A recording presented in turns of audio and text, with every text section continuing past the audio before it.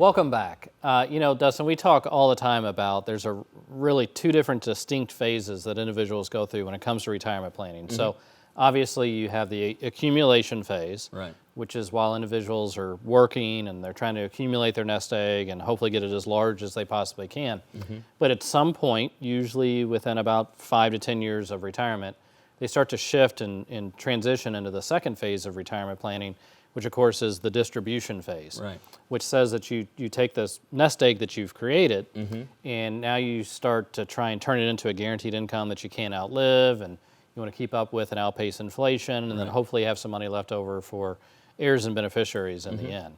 And you, I know, talk with your clients often about an analogy that I'd really love it if you can share that with our viewers here today. Yeah, basically the analogy is about climbing Mount Everest. And basically when you go climb Mount Everest, you're probably going to hire a guide to do so. I would hope so. Yeah, so and what there's typically a guide that specializes in helping you climb that mountain. And once you get to the top, the guy that helps you get down is going to be a different guide, believe it or not. And the reason for that is because your goals change. When you're climbing down that mountain, I mean, you're trekking your way up. You're really focused on what's going on, but on the way down, there's some things, there's some pitfalls, or maybe some obstacles, some different risks that are going to be very different than it was on the way up. And as a matter of fact, there was I believe there's been 250 people die on the climb for Mount Everest.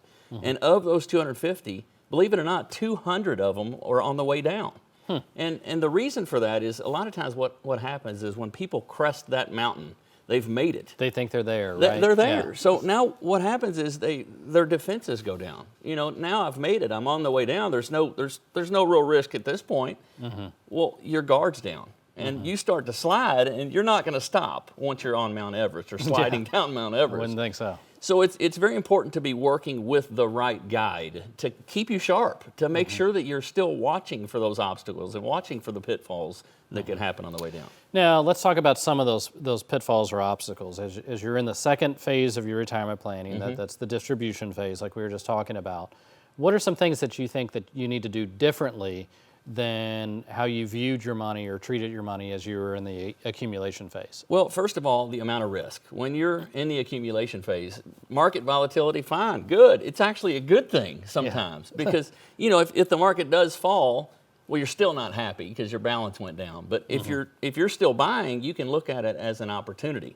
A good dollar cost average. Right. Yeah. So you're taking advantage of that volatility. Once you reach the top and now you're actually on the way down, if we see market volatility and it drops that account in value, well, now you're in trouble. You're not taking advantage of it anymore. You just lose. Well, and the other thing is, too, I believe on average it's going to take you, if you lose money in the market, it takes on average about 7 years. That's right, yeah. Right, just to get back to even. Now, sometimes it's a lot longer than that. Sometimes it's shorter, but the average is 7 years. And I think most people, as they get closer into retirement, they just don't have that luxury of time anymore. And something else that people a lot of times don't realize is that a loss in retirement actually is going to hurt you more than a gain can help you.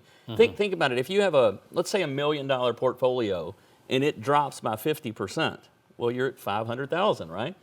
In order to get back to even, if you gain 50% back, you're not quite there yet, are you? There, right. Yeah, you'd only be at 750. So if you drop by 50%, you actually have to get 100% gain just to get back to even. Just to break even, right? Yeah, and that's why it takes so many years, because you just don't see returns like that. Now, what would you recommend then, if you can't afford to take those types of losses, as you get closer and into retirement, as you start to go into the distribution phase? Do you just move everything to cash? No. Well, you could, but you're gonna basically lose money safely at that point. So what we use is something called the rule of 100. Basically, what it is you take your age from the number 100, and that's the percentage of your portfolio that you want to be safe and protected and providing some guaranteed income. And then with the balance, if you're comfortable with risk, that's where you can go out and play with a little bit of market volatility if you're comfortable with it. So, for example, if you have someone that's 65 years old and they've accumulated $1 million, well, they would want 650,000 in a very safe environment.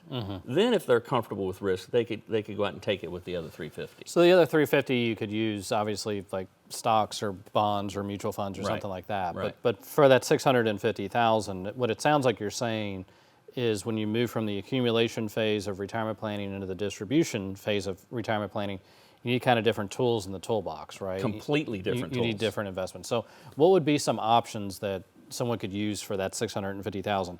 You don't want to lose a lot of money on it, but like you said, you can't just leave it in the bank. You've got to get a return that's going to outpace inflation. Yeah, hopefully you still need to be able to get a reasonable rate of return, but you just don't have to set the world on fire with returns as long as you never take any big losses. So you could use fixed annuities when they're paying good interest rates.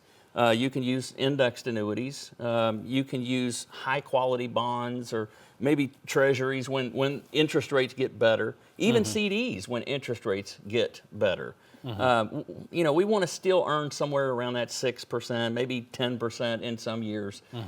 We don't ever have to go after those big years, though. What would you say to a viewer that's watching right now that says, well, I think I'm in good shape because I've got a diversified portfolio. You know, not all my eggs are in one basket. You know, that's a common misconception. And I even see a lot of times where people will have multiple accounts and they'll feel like they're diversified because of those multiple accounts. But when we really deep dive inside of those accounts to find out what's really going on, we find out that maybe the conservative portfolio over here owns Apple and Amazon, and then we find out the conservative portfolio over here owns Apple and Amazon. Yeah. And so we find out that all of these different portfolios aren't necessarily working together. They're probably all holding a lot of the same positions. So it's not really going to give you true diversification. Well, I think what that comes back to is what we always recommend is that as you move closer and into retirement, you really need to work with an advisor that specializes in working with retirees or, you know, on this distribution side of the retirement plan. Because I think a lot of advisors can be, you know, good general practitioners, can maybe help with both sides. But I think as you move closer and into retirement, it makes sense to maybe use a different guide, you know, to use the Mount Everest analogy, or, you know, certainly use a different advisor to at least get a second opinion as you move into the distribution phase, because it's usually not the same advisors that are really good at helping you accumulate the nest egg. Usually are not the same advisors that are really good at helping you distribute it. I have another analogy for you, Matt. It's kind of like if let's say I needed knee surgery, and I went to my family doctor and I said, hey doc, my knee's been hurting, I think I need surgery. Well, he might be able to get his manual out and you know, figure out a way to get it done. Probably try and do it, right? Yeah. It may have some success, but I'm probably going to have a hobble at some point. But what I want to do is I want to go to the specialist that does 15 knees a day for the last 15 years. Well, that's what we've built our practice to be. We specialize in retirement planning. We're going to do 15 retirements a day, or you know, and that's the tools and strategies that we use on a daily basis. So I always think it's important to use someone that understands those types of things. Yeah, well, that's a great analogy. Well, if you have any questions about your portfolio, or if you're getting closer to the stage of maybe transitioning from the accumulation side of your retirement plans over to the distribution side of things, and you need a second opinion, or like I just mentioned, you just have some general questions, then feel free to contact us at the office. We'd be happy to have you meet with one of our advisors.